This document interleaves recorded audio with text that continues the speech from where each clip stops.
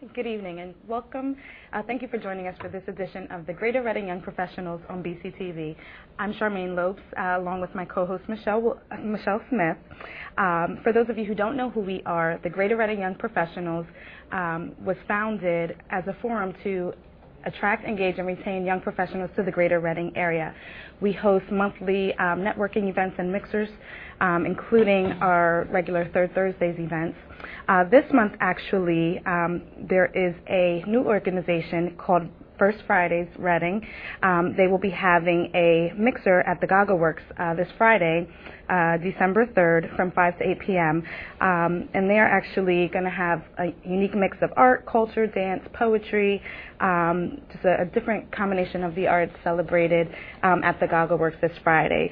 And it will be again from 5 to 8 p.m. in room 238. Also, we will have our second Wednesday morning networking event that will be held on Wednesday, December 8th from 7:45 to 9 a.m. The cost for this event is $10, and that does include a breakfast buffet, or there is a $2 coffee-only option. And lastly, we will be having our annual Jingle Jingle Mix and Mingle holiday Christmas party, and that will be held at the old Abe Lincoln, which is now the Wyndham Hotel in downtown Reading. That will be held on Thursday, December 16th from 5:30 to 7:30 p.m. This is a members-only event, so if you haven't signed up and joined the organization, now is the perfect time to do that so you can join us for our holiday celebration. Now, coming up on the show, we will have Ben Wilson and Delroy Thomas of Phoenix Fitness and Health. But up first, we have Phil Osborne joining us with Lehigh Valley Wealth Center. Correct? Correct. So thank you, Phil, for joining us. No problem. All right. Thank you. Thank you for having us. Or thank you for coming. Go ahead, Michelle. All right. Hi, Phil. Hi. I've already learned a few things from you tonight, so we want to share it with the viewer. We want to talk about mortgages and buying our first home or refinancing and all that good stuff. Yep. Hot in everybody's mind. But what I noticed is you're a certified mortgage planner. Mm-hmm. I've only ever heard of loan officers. Yeah. What's the difference? Well, the big difference is in planning. You know, there is a certification involved. We do a lot of planning with our clients. We look 5, 10, 15 years down the road. What's the goal in buying this house and how to structure the debt and the purchase in the best financial way possible. What a loan officer will do is, for the most part, is get you through a transaction. Okay, that's what they're paid to do. That's what they that's how they earn their income. Mm-hmm. And we do that as well, but on top of it, our whole business platform is revolved around planning. Okay, so it's not a good idea for me to just get up and go open housing and buy a house. No. Okay. No. Speaking of that, there's all kinds of talk about foreclosures, short sales. Yeah. Tell us about the market out there right now. Well, the market's definitely still a buyer's market. Things have not changed. Things are continuing to actually worsen in terms of property prices and things like that. That's because there's what's called shadow inventory. Basically, it's, if you look at basic supply and demand, there's a lot of supply out there, a lot of houses to choose from. In our area where we are, Lehigh Valley, there's almost 5,000 properties available for sale, and only about, on average, 300 to 400 sell each month. Wow. So there's about a year and a half worth of supply on the market. So when the supply is over a year's worth, prices will continue to fall. Okay? So with that supply comes added things like foreclosures and short sales, which continue to drive down prices as well. And that shadow inventory, which includes short sales and foreclosures, is stuff that's a shadow. It's what's coming. Okay? So there's still a lot of foreclosures and a lot of short sales that haven't even hit the market yet that will eventually come on the market. It was just announced today that the time in foreclosure, for the average time in foreclosure right now of somebody who's behind on their mortgage and foreclosure proceedings have started is 18 months. Wow. Meaning they have not made a mortgage payment for 18 months and the bank still doesn't own the property yet. So they haven't even foreclosed yet. So there's still a lot of properties that are going to be coming available that are foreclosures, and foreclosures historically sell for about 30 to 40% less than average market prices. So definitely still a buyer's market, and will continue to be a buyer's market for probably about another year to 2 years at least. Okay. Now, piggybacking on that, now you mentioned that foreclosed homes sell at about 30 to 40% less than their value. would buying a foreclosed home be a good option? Yeah, short sales are a little bit more difficult to navigate through. Why? Well, there's a lot of people involved in a short sale procedure, and the bank is hesitant. They have to get their own appraisal done. There's a lot of work involved with a short sale, and it could go on for months and months and months, and there's no guarantee that the bank isn't going to foreclose. Mm-hmm. So that's happened to numerous clients in our case, where 3, 4, 5 months went by, and the sales price was agreed upon with the seller of the property, but the bank needed to approve of the short sale. They never did, and they eventually foreclosed. So it's very risky. It is risky. So it's very important that you don't go out and spend any money on an appraisal of your own or on any inspections, because you might end up losing that money, losing that investment. That's great to know. Yep. And foreclosures I think are a better buy, because there's no middleman. There is no seller, there is no emotional seller. It's just a bank that you're working with. Okay, so that's why they sell for so much less. A, the bank doesn't want to hold the real estate. They don't want to own that property. They need to get rid of it to protect their interest in the property. And B, the person is not an emotional seller that has an attachment to the property, so they just offer less, and usually the bank ends up taking it. Right. So, very nice. I hear a lot about starter homes, and obviously you said that there is an inventory there. What's your recommendation on starter homes? Well, starter home, as far as our business and what we've seen to be most successful as far as starter home, is somebody who's a young professional. They don't have a family yet, and they're looking at what their options are. A lot of people go out and buy a single-family home. If you look at an average sale price where we are is $200,000, and minimum down payment, do something like an FHA mortgage. You're looking at a mortgage payment about $1,300 to $1,400 with taxes, insurance, and everything else. So what we say to people is, look, if you're paying $800 a month in rent now, and you're going to go into paying $1,300 or $1,400 a month, do you really think that's an affordable move for you? Why don't you buy what's called a 2-unit or a duplex or something like that, where you live in one unit and rent out the other? You don't have a family yet. You have little kids running around like I do right now, and you can pull something off like that and have half of a mortgage payment that you would. So maintain a quality financial position and be able to save some money for the next purchase, and you don't have to sell that home like you would typically with a starter home, because you're not going to rent out a single-family home to somebody. You need to sell that home to gain the asset, gain the equity in the property to go out and buy the next dream home, or whatever you want to call it. So our most successful clients have been those over the years who have not bought the dream home initially, sacrificed, lived in a 2-unit type of situation, and they still own that property. They'll still own it for years, and it's an asset for them. So. Sounds good. Now, you talked a little bit about qualifying as a homeowner. So can you touch on the difference between affordability versus approvability? Yeah, our first question to clients when they come in is what's affordable for you? The realtor tells them, go to a loan officer and see what the max is that you can get approved for. Okay? And loan officer does what the realtor tells them to do, okay, because they have that relationship. All right, and what ends up happening is there's still thousands of people out there who are buying homes that they simply can't afford, and they're getting approved for it.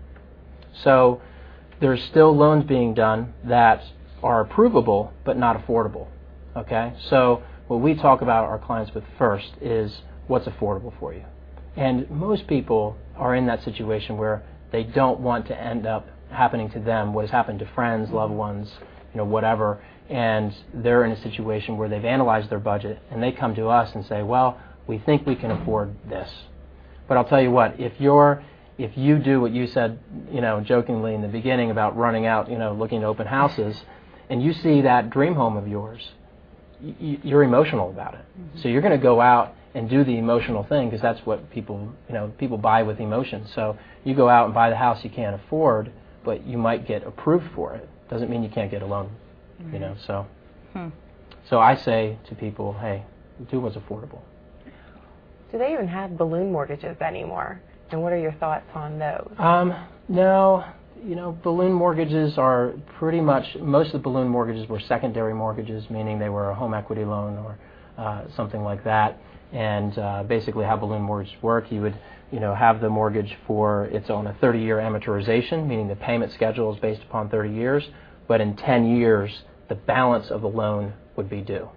Okay, so they pretty much don't do the balloon mortgages anymore. And anything like a deferred interest loan, which was like the option arms, interest-only loans, those are all pretty much out of the market. They don't really do them anymore. So you hit on refinancing. What's the difference between home equity loans, lines of credit, refinancing? Yeah. It can become confusing. Yeah. So a home equity line of credit is a loan based upon short-term interest rates, okay, and that's controlled by the Federal Reserve. So they meet once every 6 weeks. You may have heard the name Ben Bernanke. He's the Fed chairman. And then there's a bunch of governors, Fed governors they're called, and they all meet together once every 6 weeks, and they determine monetary policy. That's what interest rate, when they move that interest rate, that's what controls home equity lines of credit, okay? And a line of credit, say somebody has $200,000 of equity in their property, and they want a $50,000 line of credit.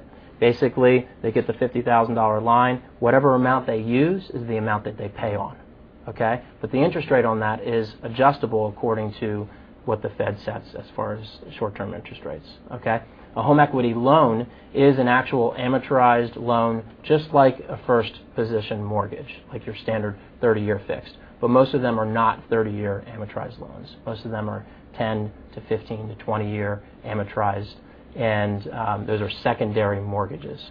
And then refinancing is taking your existing mortgage and restructuring that mortgage. So say you're in a 30-year mortgage at 6%, you would drop the interest rate to 4.5% and either move to a 20-year amortized loan or a 25-year amortized loan or a 15-year loan, or go back to a 30, and then you have the monthly savings, but you're going back to a 30-year loan. So really it comes down to what we tell people who are looking to refinance is it's not just the interest rate that has to be looked at.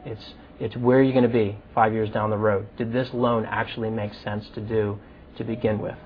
So there's a lot involved in refinancing. So with so many different things to consider, how do you know when you're actually getting a good deal? On a purchase? On a purchase, yeah. On a loan? Well, when it has to make mathematical sense. A lot of people go about things emotionally. Well, I got the best interest rate. Right. Well, does that mean you got the best deal? Right. No, it means having a plan. That's when you get the best deal. It means thinking through a decision and looking at all the financial ramifications of it, 3, 5, 7 years down the road. That's when you get a good deal. And as far as getting a good deal and purchasing, having a good realtor and a good mortgage professional, hopefully a mortgage planner, they're going to take you through the process, and you're going to know if you got a good deal or not. Mm-hmm. You're going to know if you got a home that worked for your family, A, which is the emotional thing about buying a home, and B, whether or not it actually made economic sense. So, what would you say is the biggest mistake people make?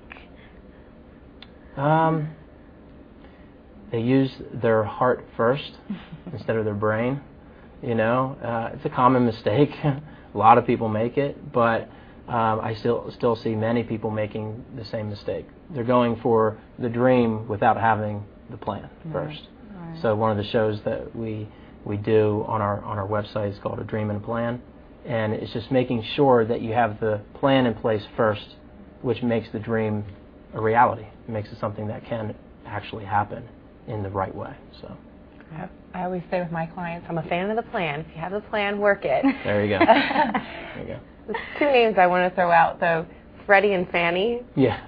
What's up with those two characters?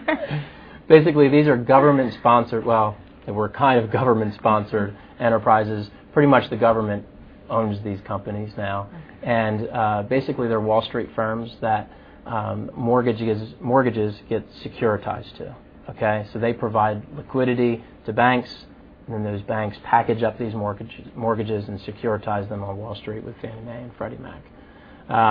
So lot of complicated things to talk about there that would absolutely bore we don't our audience. No, but so basically they provide liquidity to banks, and in turn banks securitize mortgages to, Fannie Mae and Freddie Mac. So, Right.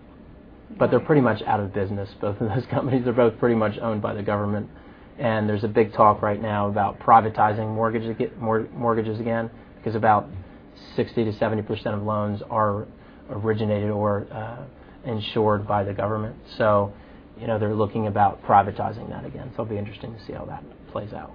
Wow. Yep. Lots of good stuff there. Yep. Well, do you guys have any final thoughts or comments as we wrap things up here? No, I've never lived in rent, and I explained that to you.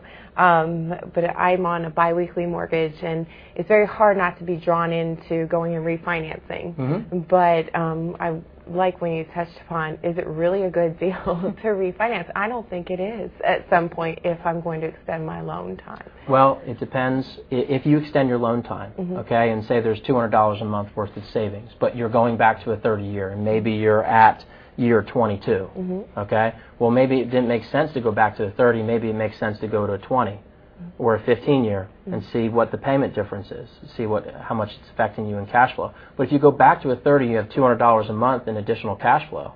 Well, you can save that money. You can put it towards a budget. You can put it towards a debt that's carrying a higher interest, okay? Or you can take that $200 and prepay on the new mortgage, and you'll be ahead of your existing mortgage. It's just a matter of looking at a side-by-side comparison. And if your loan officer can't show you a side-by-side comparison, hey, what if I stayed in this loan, where am I going to be in 5 years? And what if I refinanced into this and did this with the money? Where would I be 5 years down the road? Am I ahead? If they can't show that to you, you're working with the wrong person. Okay. I touched on a biweekly versus a monthly. What are the advantages or disadvantages? I see it as a big disadvantage. Really? Yeah. Tell me why. You're losing the liquidity of that cash. As soon as you make that extra payment, okay, you're not getting that money back until you sell or you refinance, okay? So the banks do that so they can collect extra servicing fees. It's a sham in my opinion. Okay. Banks want your money. I've been scammed. Okay? Nah, not necessarily. Depends on the rest of your financial situation, but. What people get in the mistake of doing is saying, well, I have to eliminate this mortgage as quickly as I can. So they allow the bank to do the thinking for them versus them maintaining control of their cash. Same way with escrow accounts. If you're in a position to not escrow your taxes, do it. If you have $3,000 to $6,000 sitting in an escrow account, you're not earning any interest on it, and you can't pay your own taxes in time. Their only guarantee is that they're going to pay them on time. Okay, but there's a big discount for paying them early. Okay, 6 to 8% usually discount on paying your taxes, school taxes, or whatever type of real estate taxes early. So you have a discount period. So I don't like other people having control of your money when you can be a better manager of it than a bank. Oh, those are great points. Yeah. Absolutely. Sounds like you guys have some things to discuss. I guess so. We'll have to make an appointment. Right. Well, I hate to cut this short. You've definitely given us some very good advice, and I'm sure our viewers are very grateful to have you here. So, again, thank you for joining us. Thank you for having me. We're going to put your info on the screen, so if you guys need some additional information, feel free to give Phil a call. His phone number is 610-432-6600, or you can check out his website at LehighValleyWealth.com. Thank you, Phil. Thank you. And up next, we're going to show our part 2 of our visit to the Green Hills Inn.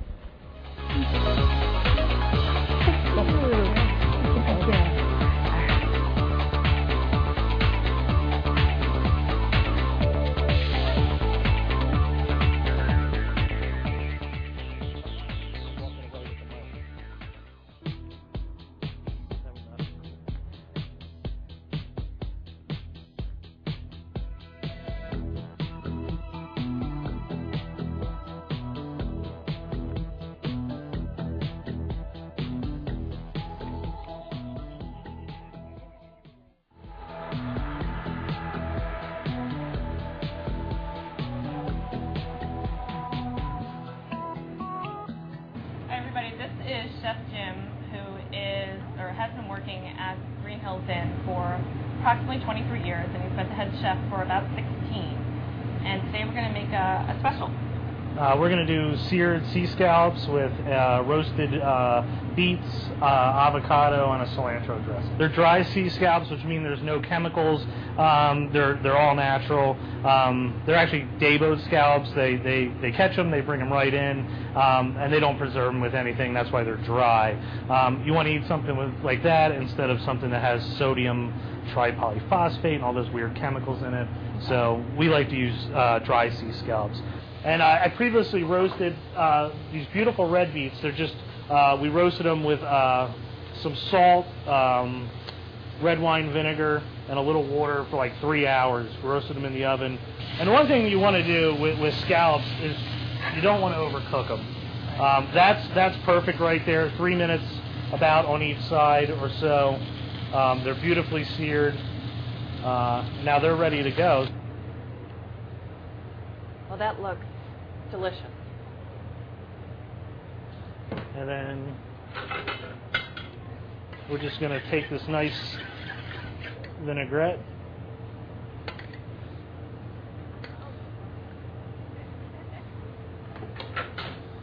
And there you go.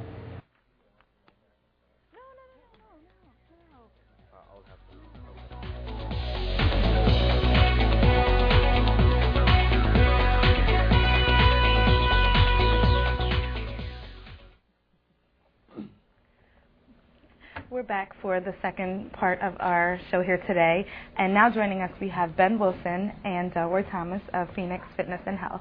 Thank you guys for joining us. Thanks for having us. We invited them on for our member spotlight segment, just so that you guys out there can see some of the things that our members are doing. So could you guys first start off by telling us just a little bit about yourself? Yes. My name's Ben Wilson. I am a resident of Reading, Pennsylvania. I grew up here. Was homeschooled, went to school at Penn State University, got a scholarship to the Marines, went through the Marine Corps 4 years and did 4 years in the Marine Corps, got out and moved back here. Sounds good. And Delroy? My name is Delroy Thomas. I've been in the area for most of my life. Went to Reading High. I'm a Reading High student, Reading High grad, I should say. Got out, did 2 years in college, and I joined I entered a school in Philadelphia at NPTI, a personal training school. They currently hold the #1 certification in the country. So, I did that about 3-4 years ago, and got out and just been doing personal training ever since. I love the business, and is what I look to do for the majority of my life. So I'm pretty happy right now. That sounds good. And Ben, how did you end up getting into the fitness industry? Well, it started when I was at Penn State University. As a part of the ROTC program there, I was in charge of the fitness program there as well. So that kind of started to pique my interest as far as fitness goes. So it's pretty much the Marine Corps that did it for me. The Marine Corps. Good stuff. So now you both are GRIP members. Yeah. Can you tell us a little bit about how you got started in GRIP and some of your involvement within the organization? How did I join GRIP? I don't remember exactly. I think it was on the website. And I might have been talking to a member of Jermaine, who is a member of GRIP, a friend of Jermaine. He was telling me about the group, and I checked out the website a couple times, and I never really joined it. But then after a while, looking at it a couple times, I finally joined it, and I went to a couple of the events, and that's basically how it started. And I'm glad I did it because I did meet a lot of new people. I probably should go to more events than I do, but I agree. But Ben, on the other hand, is always there. He's the face of the business at the GRIP events. Well, now you guys are. Well, before I get into that, Ben, you're actually on the membership committee. Yes. So could you tell us a little bit about your role with that? Yes, I'm a part of the red carpet committee. So what that means is when a new member comes in, I just help them feel a little bit more welcome, answer any of their questions, or point them in the direction that they can go to get those answers. Sounds good. Michelle, did you have a question? Boot camp training. What is that all about? And don't scare me with it. Well, tell us a little bit about your business, Phoenix Fitness and Health, and then we can get into the boot camp training. Okay. For those who don't know, the business is called Phoenix Fitness and Health, and I, put together this business or this name or this company concept. If for those who aren't familiar with what Phoenix it means, it's basically to rise from the ashes, renewed or restored. In a more beautiful, more elegant showing of yourself. So that's essentially what a lot of personal training is: to break yourself down and build yourself up better than what you were before. And I started that a few months ago, back in actually January. And me and Ben got together in the beginning of the summer and decided to make my dream a reality. And we've been doing that ever since. We are a full-service personal training company that does a lot of what a lot of the other companies don't do. We do gym training, we do classes, but we also do mobile training or on-site training, which means we'll go to your house, go to your home, go to your office location, wherever you're located at, where our fitness services are needed. That's where we'll be. We're currently in talks with a couple companies, couple organizations to implement fitness programs for their students or their employees or whatever. So we do just about anything as far as fitness services are concerned. We're definitely not limited to anything. So great. Now we just got through the Thanksgiving holiday. We have Christmas, and then a couple months down the line, Easter, of course. This is my favorite time of year because I'm a foodie. I love to eat. But what are some things that people should avoid, or some ways that they can eat healthier during the holiday season? It's definitely a challenge to eat healthy during the holiday season. One thing you can do if you're not really disciplined yet to totally give up that apple pie or sweet potato pie or whatever it is that you like, just get smaller portions. Just eat smaller portions. You can talk to some of your family members, maybe talk to them about introducing healthier choices for the menu, baked chicken or things like that, and cut out the gravy or just put a little bit of gravy on the side. Sounds good. It's a little bit of a double whammy because we're so excited over the food, but yet with the holidays we're so busy. How do we keep exercise in our schedule? It's definitely a challenge, but it's something that you can do. One easy thing you can do is when you go shopping. So I know we're all getting ready to go shopping for Christmas coming up. You can park your car further away before you get to the mall. So just park in that last parking spot and walk into the mall. You can also there's several exercises you can do at your desk. At work. You can do squats. You can do lunges. You can do push-ups on the desk. There's several different things you can do. All right. Well, thank you guys for joining us. Again, if you guys need some additional information, you can put their contact info up there, but their website is PhoenixFitnessandHealth.com. Is that correct? Yes. Okay, I can find it on my cheat sheet here. So there it is, at PhoenixFitnessandHealth.com. And we will also have their information on our website as well. Thank you guys for joining us. Our next show will be January the 5th. That will be on a Tuesday at 8:30. And, of course, you can always get more information about Greater Reading Young Professionals at our website, greaterreadingyp.org. Have a good night.